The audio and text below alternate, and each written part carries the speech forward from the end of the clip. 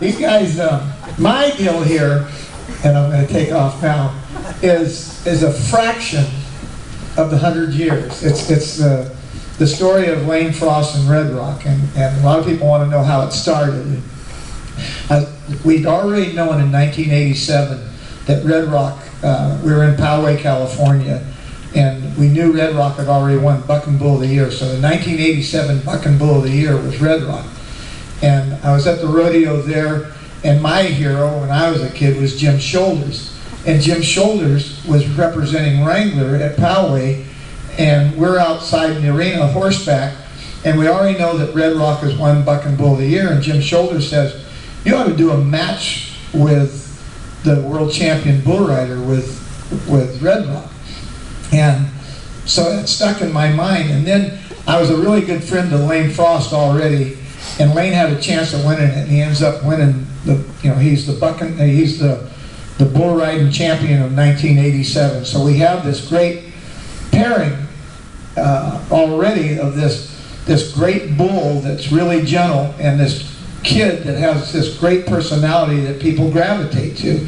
So Lane and I put this together, and then we had George Michael's Sports Machine. He got involved in it before we got started. Linda Rosser, Cotton's first wife, was a photographer, and she was taking pictures. I think some of her pictures are taken here at Clovis. But Sue Rosoff, Kendra Sanos, USA Today, Sports Illustrated, The Examiner, and a very liberal paper at the time in the Bay Area. It was something that everybody could understand, that these two world champions were going to compete against each other. And we did 7 rodeos, and Clovis was the second one. So the first one was at Red Bluff, and Bob Tallman was announcing, and I'd never seen it before, neither had Lane seen this before, but Bob Tallman goes to the crowd, and it's packed. Everywhere we went with this deal, they sold out. So it was a great deal. The media could understand it, and they really sold it really well. But Lane, Bob Tallman said, how many are for Lane Frost? And the crowd sort of just politely cheered. And then they go, this is Red Rock's hometown, Red Bluff is. So, and he goes, how many are for Red Rock? And this crowd went nuts. And Lane said he'd never been anywhere in his life where somebody was against him and they were for this bull. And this bull just planted Lane in the ground. It took him about 2 seconds and just drove him in the ground, and it didn't knock him completely out, but it sort of stung him. And then the next week we're here at Clovis, and this place is packed, sold out, and the cowboys and everybody are just gravitating to this. And you'll see in the live picture of that, of the picture they drew out of, that the crowd is just totally focused on this one little deal in the rodeo. And Red Rock just plants Lane Frost in the ground again, and this time it almost knocked him out. Cody Lambert had to walk out there and grab him and lift him and sort of show him how to get out of the arena. And Cody Lambert had almost ridden Red Rock once before. He probably made it further than anybody till Lane rode him. And Cody Lambert knew that if he could fool this bull into believing he wasn't ready, that he would have the jump. Red Rock, when he threw you off, he would he'd lower himself in the chutes, and those bull riders could never feel it because his whole body would go down. And when they opened that gate, his body would just spring out of there, and then he'd dive to the ground, and that was the good bull riders you throw off right away. Well, Cody Lambert knew to stay away from his rope, never give Red Rock a knowledge that he's ready to go. And he had him at Cedarville, and none of us knew, but Cody Lambert had told the gate man, when I nod for this bull, you open that gate no matter where I am on this bull, you open that gate. And this gate man, when Cody nodded, he was sitting way back, and Red Rock didn't know he was ready or anything like that. And Red Rock, when the gate opened, he just looked out, and he couldn't figure out what's going on here. And it took him about 6.5 seconds to throw Cody Lambert off, because he had to get started out there in the arena. He didn't get his start out of the gate. So I had already thought that Cody Lambert had told Lane that trick And for some reason, he never, I mean, this is one of his best friends, and he never told him the trick about Red Rock. But so Cody, or Cody says to me, while we're leaving Lane out of the arena at Clovis, we got to tell him the deal or this bull's going to kill him. And it would have. So Lane started learning that, and he'd slide up on his rope, but he never gave Red Rock that opportunity to really get down low. And so then at Reading he rode him, at Livermore he rode him, and at Sisters he rode him. So we bucked him off twice, and then he rode him 3 times. And then at St. Paul, Oregon, Red Rock was rested pretty good, but Red Rock was almost 11 years old when we were doing this, and that, you never see a bull ever make it to 11 years old in the rodeo world. So Red Rock was far beyond his time, but still in really good shape because he'd had such a great life. But he bucks him off at St. Paul, but Tough and Lane and Cody had been traveling and flying hard and really traveling hard. And so Lane had to get on another bull in the rodeo, and then he had to do this match. And Red Rock threw him off pretty easy. So we went to Spanish Fork, Utah, tied at 3-3, and Lane rode him there, and that was it. And I, you know, even we thought, well, that was a great run. It was probably the greatest thing that ever happened to rodeo, and it probably to this day is the best thing that ever happened to rodeo. But you know, we never knew that, and nobody knows, but that Lane would die the next year, and you know, this is where it gets almost emotional, but his mortality brought such a great recognition to both him and Red Rock. And they made a song about him, they wrote a song about him, they made a movie about him. Garth Brooks put Lane in his video, The Dance, and so many great things started coming out of this. And it lives today in this movie, 8 Seconds, and they made a video of the biography of Lane and Red Rock, and it really had a lot. So now these kids that weren't even born when Lane rode Red Rock and when he died are showing up at rodeos now, and they really gravitate to me because they know I'm part of that connection. And I really enjoy being around those kids, but they weren't even born yet. They didn't even know him. But that legend of Lane and Red Rock lives so much in our rodeo world, and not just the rodeo world, in agriculture.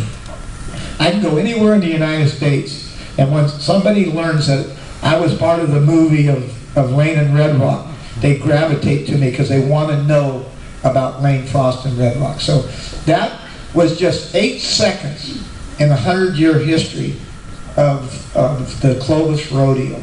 But it was a big part of the PRCA and bull riding and the whole world that we look at. And because of the death of Lane Frost, the PBR started. And this Cody and Tough and those guys, they were great friends of his, and they're the ones that started the PBR. And the PBR, and I don't mean to badmouth the PRCA, but every once in a while I have to. They're showing the world of rodeo how to market our cowboys. And if we could just follow suit, the American cowboy is the greatest icon in the world. We went to, thank you. But really, I want to tell you how I know this. I went to China with Vince Jinko and some of the American quarter horse racing people about 3 or 4 years ago, and Marlboro cigarettes, and it's too bad it's cigarettes, but they have created such an image of America. Everybody thinks that every American is a cowboy, and that he rides the range, and he has all this freedom, and he's right there with John Wayne and the whole thing. But when we were in China, we wore our cowboy hats. And I don't care if it was the poorest guy sweeping streets or the richest guy in an office somewhere that we met. Everybody knew 2 American words, and it was American cowboy. They would just call us American cowboy. So remember that rodeo has the greatest thing in the world to sell, and it's the image of the cowboy. And John Semper chewed me out for not having a cowboy hat on today, but I left it at home, so John, you're just going to have to forgive me. But anyway, remember, and when you're wearing your cowboy hat, we're the only sport in America that wears their uniform outside the sporting arena, which is the rodeo arena.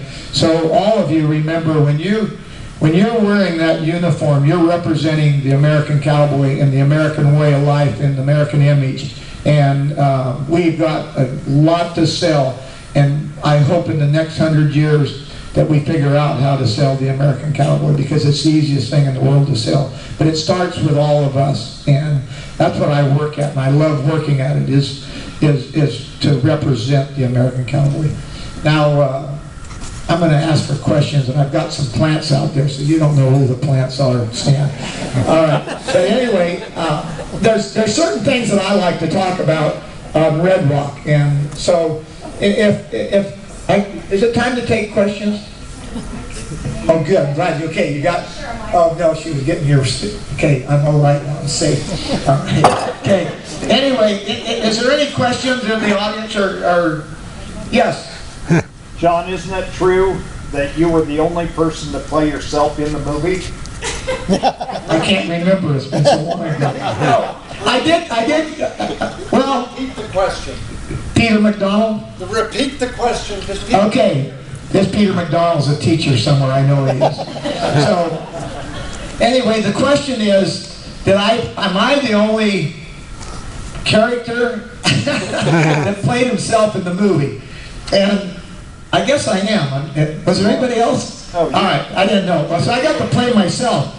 But the part in the movie we never did in real life, so you know, it was one of the hardest things I ever did was be in this movie, because I'd always just bullshitted my way through life. And all of a sudden, these guys wanted me to remember my lines. And one of the words in the line was ain't.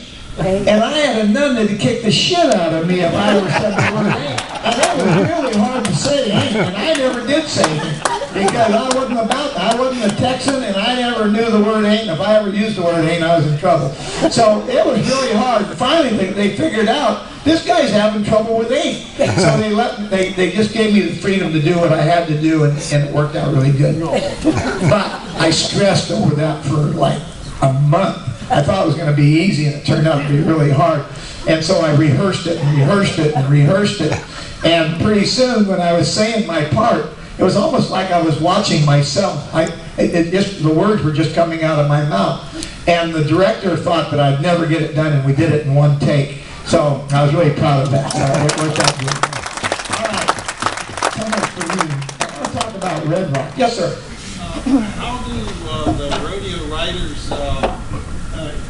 How do the rodeo riders get health insurance? There's not very many people that want to do it, but Obama's going to help us out.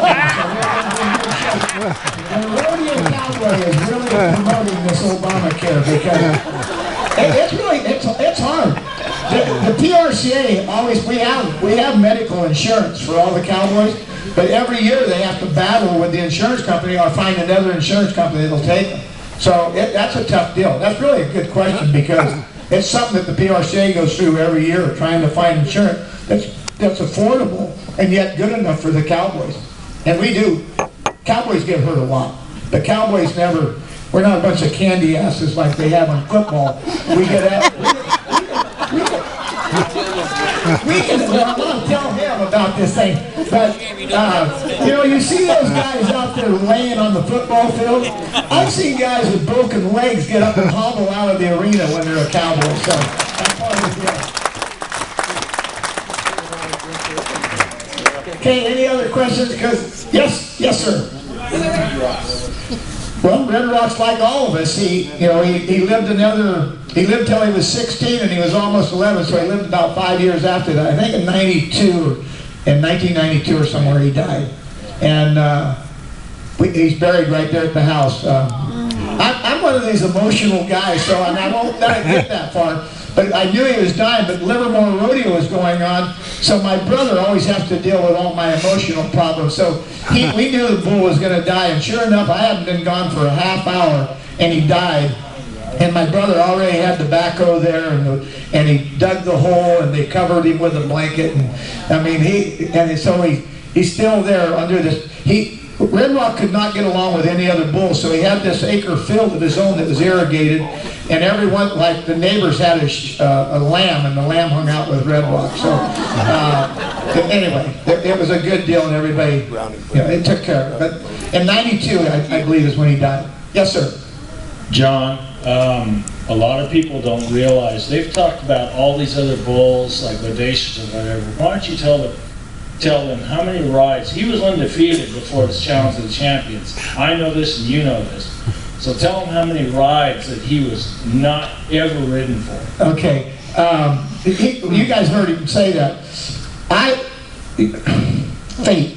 Your life is guided by fate. It just shows up. I have no control of this whole deal. I just get to be the bullshitter. The guy, I carry the message. But this bull was in an amateur herd in Sisters, Oregon, Sombrero Rodeo Company. And this Mert Hunking was the owner and the stock contractor. And he was dying of cancer, and he needed to sell Red Rock. And this is where it gets a little emotional. But he went all over the Northwest checking out stock contractors. And he liked the way we took care of our animals and where we were headed with our rodeo company. And he asked me to buy him.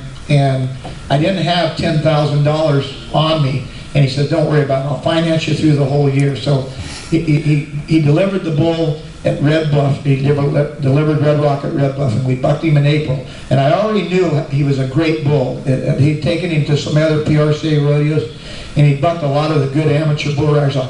But he'd been bucked about 250 times by him in a 3.5 year span. And then when we got him, over a 4 year span, we bucked him another almost